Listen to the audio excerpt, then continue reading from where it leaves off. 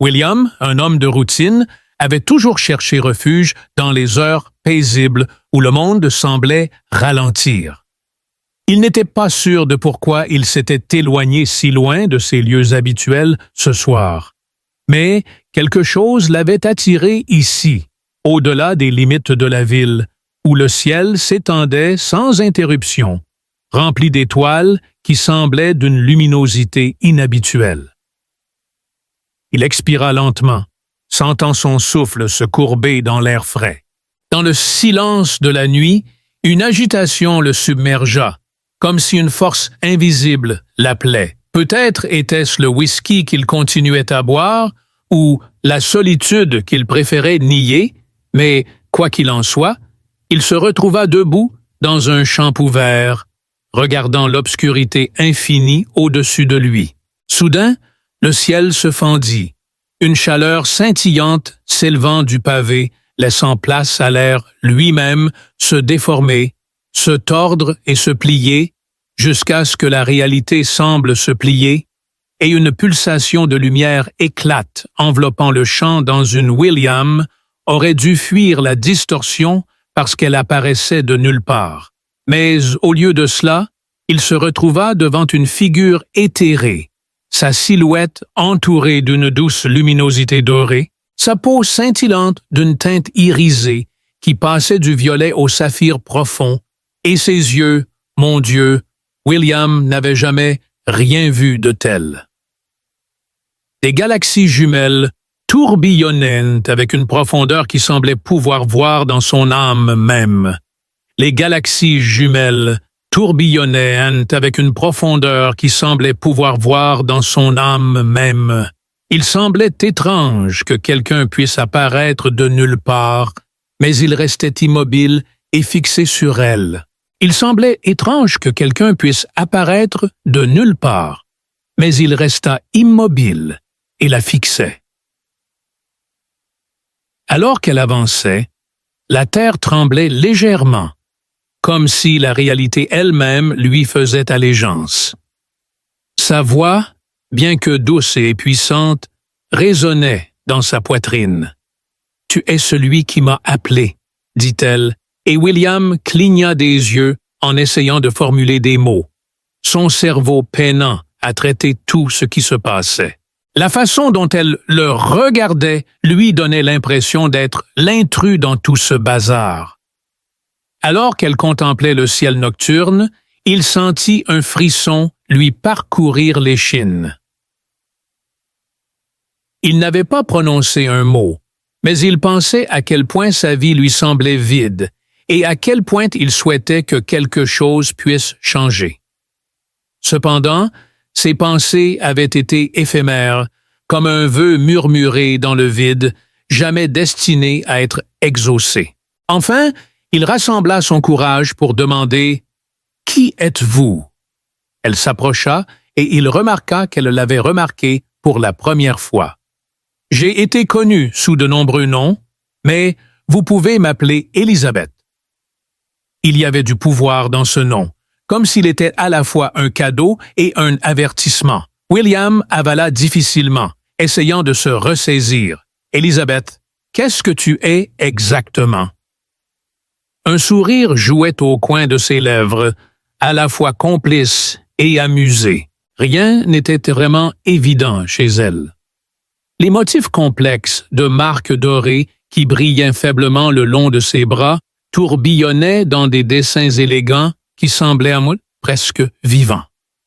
Williams sentit une boule dans sa gorge en demandant « Que veux-tu » Son expression s'adoucit, et l'air autour d'eux scintilla comme une délicate sphère flottante de lumière. Elle pulsait doucement, changeant de couleur comme une étoile vivante, et sa chaleur remplissait l'espace entre eux d'une présence à la fois surnaturelle et étrangement familière. Presque humaine, elle dit « Tu vois l'univers non seulement avec tes yeux.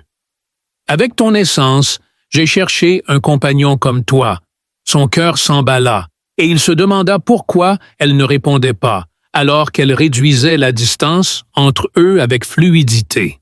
Il recula instinctivement, mais elle le toucha simplement avec légèreté. Et une chaleur le traversa, non seulement physiquement, mais aussi spirituellement.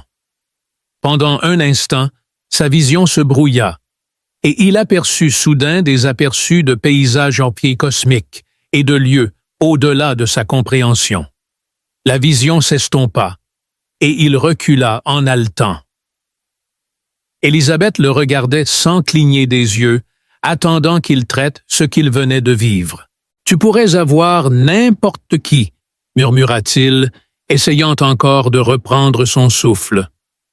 Des cités célestes baignées de lumière dorée, des mondes entiers se courbant sous le poids de forces au-delà de la compréhension mortelle, et au centre de tout cela, elle était plus qu'un simple être, elle était une force de la nature, quelque chose d'ancien et d'infini, une déesse en tout sens du terme, et pourtant, elle était avec lui.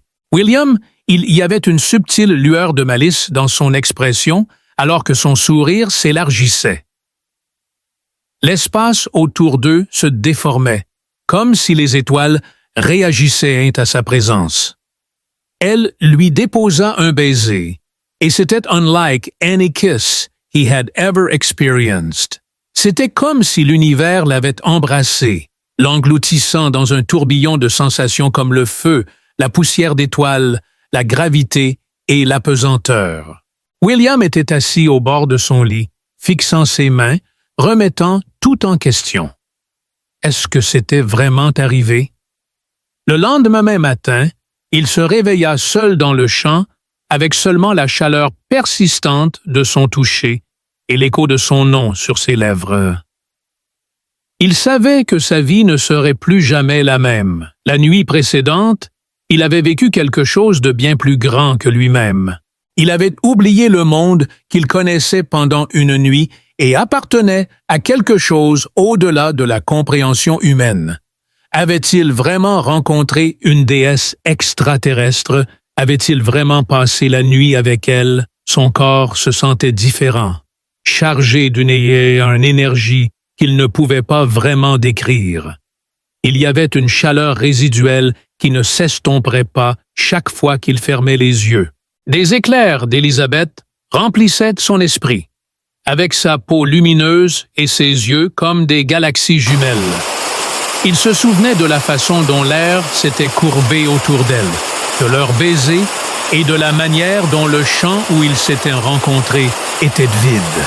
Après être resté debout pendant près d'une heure, espérant qu'elle réapparaîtrait dans un éclat de lumière cosmique, William essaya de se convaincre que c'était une hallucination bizarre, le résultat de l'épuisement, ou peut-être un désir subconscient de quelque chose de plus grand que sa réalité banale. Il s'enfuit dans la routine et fit de son mieux pour ignorer son absence. Finalement, les semaines se sont transformées en mois, et il n'a toujours pas pu se débarrasser du sentiment qu'il manquait quelque chose. Il a fait de son mieux pour chasser cette nuit de son esprit. Mais c'était toujours difficile. De temps en temps, il voyait un scintillement dans l'air, ou entendait un murmure qui ressemblait trop à sa voix. La nuit, il rêvait de lieux où il n'était jamais allé auparavant, avec des étoiles qui brillaient trop intensément et des paysages qui semblaient à la fois incroyablement vastes et étrangement familiers. Puis, le matin après sa disparition, une marque, un motif doré et feinte, était apparue sur sa poitrine. Au début, elle était presque invisible, mais maintenant c'était un rappel constant qu'elle n'était jamais vraiment partie. N'était au départ qu'un jeu de lumière, mais au fil du temps, les motifs tourbillonnants et complexes devenaient plus visibles et pulsaient faiblement chaque fois qu'il pensait à elle. Il a tout essayé, frotté, lavé, même consulté un médecin pour s'en débarrasser, mais aucun test ne pouvait le détecter et aucun traitement ne pouvait l'effacer. Maintenant, c'était une partie intégrante de lui. Il continuait à se dire qu'elle ne reviendrait pas, que ce qui s'était passé entre eux n'était qu'un incident isolé qu'il n'avait pas à poursuivre. Cependant, une nuit fatidique, alors que la pluie tambourinait, tout changea. William, qui venait de finir son dîner et tenait un verre de whisky à moitié vide, était irrité car il ne s'attendait pas à ce que quelqu'un soit dans son appartement paisible. Il posa son verre et se dirigea vers la porte, où il fut stupéfait par ce qu'il vit.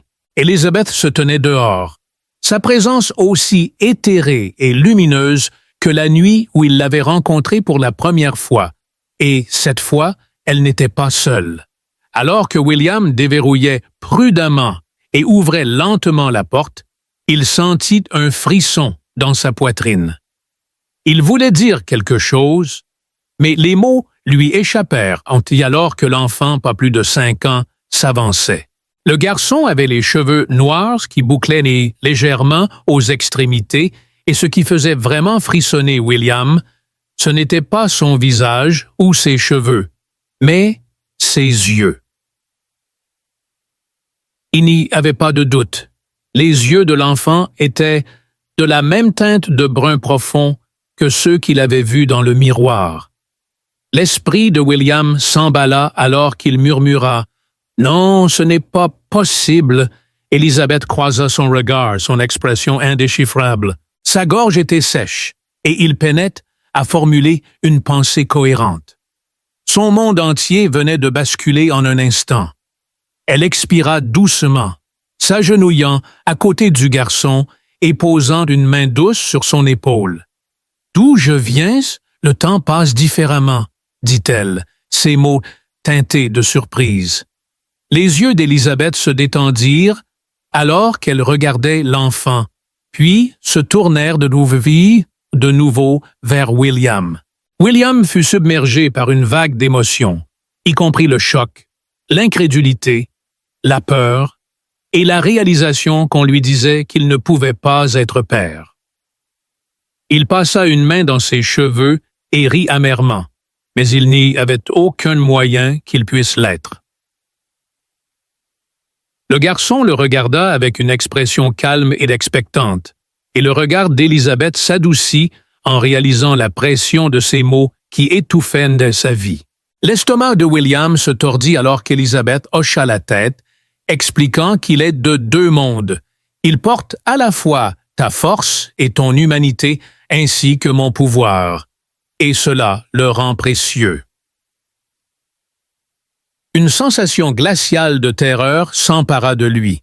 Ce qui avait été normal et simple s'était transformé en quelque chose qu'il ne pouvait même pas commencer à comprendre en l'espace de quelques minutes. Il cherchait désespérément une explication auprès d'Elizabeth, mais elle hésitait. William serra les poings, fixant l'enfant comme s'il devinait ses pensées. Le garçon s'avança, tendant la main avec hésitation avant de poser une petite main chaude contre lui. Elizabeth, la posture rigide comme si elle attendait quelque chose ou quelqu'un, fixa la rue assombrie au-delà. Williams n'avait jamais demandé cela, mais l'idée que quelqu'un vienne le prendre et l'utilise comme une arme était terrifiante. William ressentit un profond sentiment de connexion, comme si une partie de lui, perdue depuis longtemps, venait soudainement de se remettre en place. Il prit une profonde inspiration, réalisant que c'était son enfant. Si les paroles d'Elizabeth étaient vraies, alors le danger était à l'horizon, et il était déterminé à ne laisser personne prendre ce qui lui appartenait de droit. Le temps semblait s'arrêter alors qu'il se tenait dans son seuil, figé par la vue impossible qui s'offrait à lui. Elizabeth, la déesse extraterrestre qui avait mystérieusement disparu de sa vie, laissant derrière elle une traînée d'indices, se tenait maintenant devant lui à nouveau, mais cette fois, il y avait un jeune garçon à ses côtés. Le garçon ressemblait étrangement à William à son âge. Mâchoire bien définie, nez légèrement arrondi, et lèvres pressées l'une contre l'autre de cette manière incertaine que William faisait souvent quand il était plongé dans ses pensées. Les traits du garçon étaient une étrange combinaison de la beauté éthérée d'Elizabeth et de quelque chose de bien plus ancré et humain. William sentit son souffle se bloquer dans sa gorge en plongeant son regard dans les yeux du garçon. Le regard intense et inébranlable de l'enfant l'étudiait avec une telle intensité qu'il lui fit froid dans le dos. Le corps de William se figea, et son esprit le supplia de parler, d'exiger des réponses et de défier la réalité elle-même. Au lieu de cela, il resta là, engourdi, et la tension entre eux était lourde et suffocante. William trouva enfin le courage de parler, émettant des sons rauques à travers une gorge sèche en s'adressant à Elizabeth. Wow! L'expression d'Elizabeth était complètement illisible. Ses marques dorées pulsaient doucement, comme si elles étaient en synchronisation avec un rythme invisible. Elle posa doucement une main sur l'épaule du garçon et demanda « Est-ce que votre fils… » William recula en titubant, sa prise sur le cadre de la porte se resserrant alors qu'il essayait de se reprendre. « Non, » murmura-t-il, secouant la tête d'incrédulité. « Ce n'est pas possible, » rit-il. Elizabeth resta immobile, et l'esprit de William était en proie à un tourbillon de questions. Pourquoi? William détourna son attention vers Elizabeth, qui était visiblement troublée par la rage et la panique bouillonnante en elle. Tu as disparu sans laisser de traces. Tu as abandonné toute explication. Et maintenant, des années plus tard, tu reviens avec un enfant. Et je suis censé l'accepter comme le mien, murmura Elizabeth, comme si elle avait anticipé que le temps ne fonctionnerait pas de la même manière pour elle que pour William. William, dont les poings se serraient à l'union, laissa échapper un rire amer et aigu en disant « Tu fais comme si nous avions eu une grande histoire d'amour. » Une nuit, l'expression d'Elizabeth s'adoucit. Elle avait l'air presque blessée, et elle murmura « Cette nuit-là signifiait plus que tu ne le comprends. » William essaya de se ressaisir en passant une main sur son visage, mais il ne pouvait pas croire ce qu'il voyait. William déglutit difficilement en regardant à nouveau le garçon, qui n'avait toujours pas parlé. Elizabeth hésita un bref instant avant de répondre à Elias. L'idée de devenir père ne lui avait jamais traversé l'esprit, et l'entendre prononcer dans la voix d'Elizabeth lui fit sentir une boule dans la poitrine. Sa vie avait été centrée sur ses propres décisions et son indépendance, mais maintenant il se retrouvait soudainement plongé dans ce rôle. William prit une profonde inspiration et passa ses doigts dans ses cheveux en demandant à voix basse pourquoi il l'avait amené à lui. Elizabeth regarda au-delà de lui vers la rue calme et sombre, sa posture se raidissant légèrement. Il remarqua enfin une lueur d'inquiétude dans son comportement habituellement posé, une conséquence du danger dans lequel il se trouvait. Il ne pouvait pas ignorer le lien qu'il n'avait pas encore demandé. William laissa échapper un ricanement en secouant la tête et demanda « Qui es-tu pour décider que j'ai mon mot à dire maintenant que quelqu'un d'autre veut s'en mêler? » Elizabeth, cependant, garda son calme et sa voix stable, disant « Je te l'ai amené parce que tu es son père, parce qu'il a besoin de toi. » Le cœur de William battait la chamade sous le poids de ces mots, qui menaçaient de l'écraser, puisqu'il connaissait à peine cet enfant. Il n'avait pas été présent lors de sa naissance, ne l'avait pas élevé, et n'avait rien fait pour mériter le titre de père.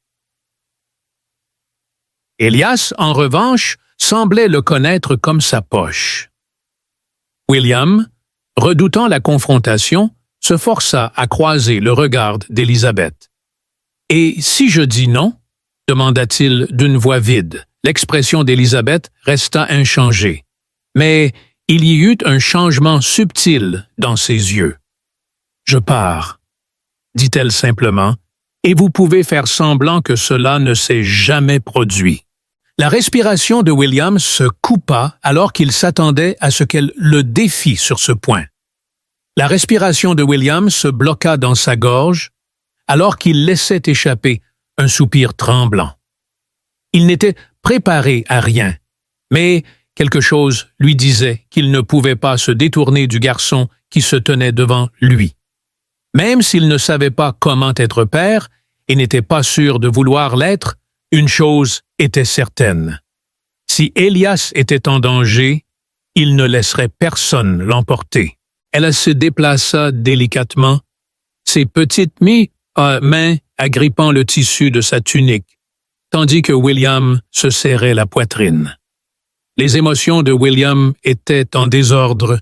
Il avait vécu sa vie seul, sans attache ni responsabilité au-delà de ses propres décisions.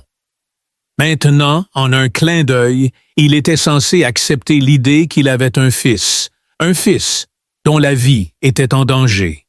William regardait Elias, son fils, avec ses petites mains repliées dans sa tunique et ses yeux familiers, mais d'un autre monde, qui le regardait avec une compréhension silencieuse. L'enfant ne dit pas un mot, ne cria pas, ne supplia pas. Il regardait simplement, attendant qu'Élisabeth intervienne. Elle lui avait donné le choix de s'en aller ou de s'avancer et de revendiquer ce qui lui appartenait de droit. Bon sang, il n'avait aucune idée de ce qu'il devait faire, mais il ne pouvait plus les laisser dehors dans le froid. Avec une exhalation brusque, William recula et ouvrit la porte plus largement en disant « Entrez ». Sa voix était rauque et incertaine, mais Élisabeth fit un petit signe de gratitude et guida doucement Elias à l'intérieur. William ferma alors la porte derrière eux, soudain hyper. William se sentait mal à l'aise face au manque apparent d'intérêt d'Elias pour ses quartiers, alors qu'il faisait les 100 pas, ses yeux scrutant la pièce avec une curiosité silencieuse. Ses petits bouts de doigts caressaient le repose-bras du canapé et traçaient le bord de la table basse, mais il ne se promenait pas sans but. Au contraire, il étudiait et absorbait son environnement avec une conscience qui le perturbait. William se racla la gorge et demanda « Tu veux quelque chose à boire ?» Il se frotta l'arrière du cou et regarda Elias, qui s'était assis près de la bibliothèque, ses doigts parcourant les dos de vieux romans, dont certains étaient à peine maintenus ensemble par leurs reliures usées. Finalement, il s'arrêta devant une copie usée de Stars My Destination, et William déglutit difficilement en la tendant à Élisabeth, dont les lèvres se courbèrent légèrement avec amusement. « Aimes-tu lire » demanda-t-il. Hélas leva les yeux et hocha la tête, et la réalisation le frappa comme une tonne de briques. Le voilà, un enfant, avec des idées, des opinions et une vie, et il avait tout raté. William redirigea son souffle nerveux et regarda de nouveau Élisabeth, qui devint instantanément grave. William croisa les bras et murmura quelque chose sur les gens qui convoitent le pouvoir. Hélas, cependant, est spécial. Il puise sa force de deux familles, dont l'une est la Terre, un être céleste, est une anomalie, un être qui ne devrait pas exister. Et pourtant, il existe. Les marques dorées d'Élisabeth pulsaient faiblement alors qu'elle parlait, et William sentit le poids de ses mots se poser dans sa poitrine. William demanda « Qu'est-ce que cela signifie pour moi ?» Les yeux d'Élisabeth s'assombrirent. Cela signifie qu'il y a des forces qui le considèrent comme une arme, un outil à manier, un prix à revendiquer. La mâchoire de William se crispa, et il se demanda s'il viendrait un ici. Élisabeth hocha la tête, et William sentit un frisson lui parcourir l'échine. Elias, un enfant, était traqué. Il se demandait s'il le trouverait ici, Ses mains étaient fermement serrées, comme s'il pesait les conséquences de laisser quiconque prendre son fils. Élisabeth l'observa pendant ce qui lui sembla une éternité, comme si elle voulait évaluer sa détermination, puis elle dit « Nous devons nous préparer ». Le cœur de William battait la chamade alors qu'il jetait un coup d'œil à Elias, le garçon qui avait vécu seul toute sa vie, inconscient ou peut-être trop conscient de la gravité de la situation. William faisait les 100 pas dans la pièce, passant ses doigts dans ses cheveux, tout en marmonnant quelque chose comme « Si ces gens, qui qu'ils soient, cherchaient Elias, nous devons comprendre à quoi nous avons affaire. » Il n'avait pas de famille et pas de véritables attaches, mais maintenant il était père et il ne laisserait pas tomber son fils. L'appartement semblait plus lourd qu'avant, chargé du poids des mots non prononcés et de la réalité impossible qui s'installait dans l'esprit de William. Les yeux d'Élisabeth se tournèrent vers leur fils Elias, qui était assis sur le canapé avec ses petites jambes se balançant légèrement, mais son attention fixée sur la conversation à laquelle il écoutait. William fronça les sourcils, et Élisabeth le regarda avec une intensité silencieuse, ses marques dorées se déplaçant subtilement comme une lumière liquide sous sa peau. Il était poursuivi par une faction connue sous le nom de l'Ordre souverain, qui croit en la suprématie des êtres nés célestes sur tous les autres. Après qu'Élisabeth ait poursuivi la fusion du pouvoir humain et céleste, l'estomac de William se tordit. On lui avait dit que son fils était une anomalie cosmique, un être suffisamment puissant pour être utilisé comme une arme ou éliminé complètement.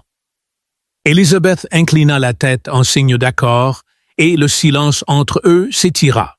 William avait passé toute sa vie en tant qu'homme ordinaire travaillant pour survivre, mais maintenant on lui disait qu'il était quelque chose de plus.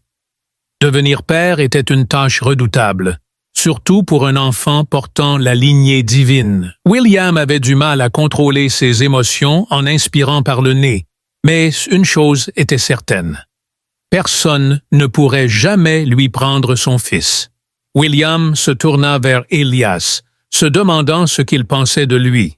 Elias cligna des yeux en le regardant, son expression impassible, et enfin, pour la première fois depuis Williams, prit une profonde inspiration alors qu'Elias parlait, sa voix douce mais dissimulée par une sagesse au-delà de ses années. Alors qu'il continuait, « Je vois des choses », il se déplaça légèrement dans ses petites mains, serrant fermement le livre. « J'entends des choses, je ressens des choses, et parfois, quand je tends la main vers quelque chose, cela vient à moi, continua-t-il. William fronça les sourcils. « Que veux-tu dire? » Le regard d'Élisabeth s'adoucit, et elle parla doucement. Elias hésita, puis leva sa petite main vers le livre sur les genoux de William. Rien ne se passa. Mais ensuite, le livre trembla un peu. Un léger bourdonnement résonna dans l'air, comme s'il s'agissait des échos lointains d'une vibration cosmique. Soudain, le livre commença à flotter, provoquant un arrêt de souffle chez Williams et une altération de sa perception de la réalité. Il n'y avait ni ficelle ni astuce impliquée, cela se produisait simplement. Hélas baissa la main, son expression impassible, et William resta là, stupéfait, alors que son fils de 6 ans venait d'utiliser son esprit pour manipuler un objet. Son cœur battait la chamade d'excitation. William se frotta le visage et murmura quelque chose à propos d'avoir un fils dont il n'avait pas connaissance et de pouvoirs divins qu'il ne découvrait que maintenant. Élisabeth hocha la tête, et William laissa échapper un rire amer. C'était une journée ordinaire, rien de spécial. Puis, Elias inclina la tête et demanda « As-tu peur de moi? » William baissa les yeux vers son fils et ne vit aucune peur.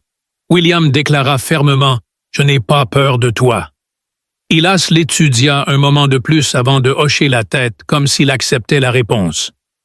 Au fond de lui, William ressentit un changement. Cet enfant n'était pas une menace cosmique, une arme, une prophétie ou un grand être destiné à la guerre. C'était juste un gamin. Indépendamment de la préparation ou du manque de connaissances de William, Elias était son enfant, et cela signifiait qu'il avait une responsabilité. William se retourna vers William, hocha lentement la tête, son esprit déjà en train de concocter un plan.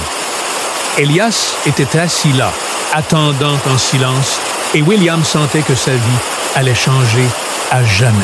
S'ils viennent pour lui, nous devons être prêts. Tu as dit qu'ils sont déjà en train de chercher. Combien de temps avons-nous? L'expression d'Élisabeth s'assombrit peu après.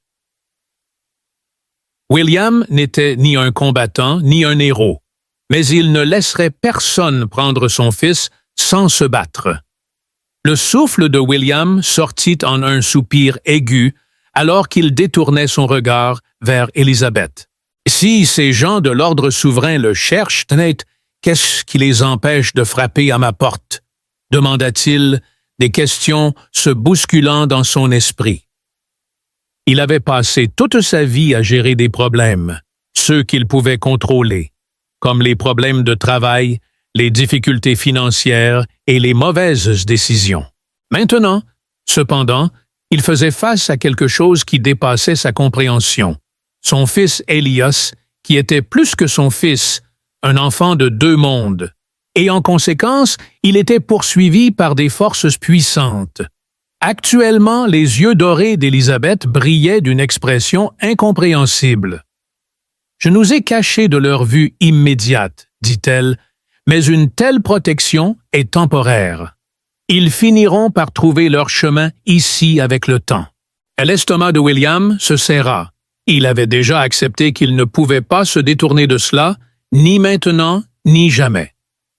Cependant, la réalisation qu'il manquait déjà de temps lui fit dresser les poils de la nuque d'inquiétude. « Alors, que devrions-nous faire? » William demanda à Élisabeth, qui sembla hésiter un instant avant de parler. « Tu dois partir. » William hésita avant de refuser catégoriquement. C'était chez lui. Il ne partirait pas simplement parce qu'un culte céleste n'approuvait pas l'existence de son fils. Cependant, en jetant un coup d'œil à Elias, le garçon était assis tranquillement, ses doigts toujours enroulés autour des bords du livre qu'il avait pris plus tôt. Bien qu'il ne semblait ni paniqué ni effrayé, il y avait une lueur de peur dans ses yeux.